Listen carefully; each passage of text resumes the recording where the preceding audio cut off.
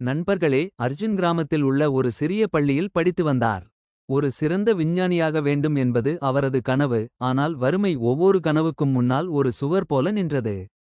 ஒரு நாள் ஆசிரியர், மகனே, நீ பெரியவனானதும் என்னவாக விரும்புகிறாய் என்று கேட்டார். அர்ஜுன், விஞ்ஞானி என்றான்.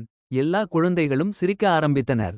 மாஸ்டர் ஜி சிரித்துக் கொண்டே, நேற்று யார் பார்த்தார்கள் என்றார். இன்று நீங்கள் கடினமாக உழைத்தால் நாளை உங்களுடையதாக இருக்கும். அன்று முதல் எத்தனை சிரமங்களை எதிர்கொண்டாலும் தான் விட்டுக்கொடுக்க மாட்டேன் என்று அர்ஜுன் முடிவு செய்தான். அவர் இரவும் பகலும் படிப்பார், உடைந்த புத்தகங்களிலிருந்தும் அறிவை கண்டுபிடிப்பார்.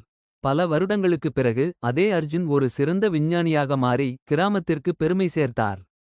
கிராமத்திற்கு திரும்பிய அவர் குழந்தைகளிடம் இன்றைய நாளில் நம்பிக்கை வைக்கச் சொன்னார். ஏனென்றால் நாளை யாருக்குத் தெரியும், ஆனால் நாளையை மாற்றுவதற்கான வழி இன்றிலிருந்து தொடங்குகிறது. கடின உழைப்பும் தைரியமும் இருந்தால் எதிர்காலம் பொன்னாக மாறும்.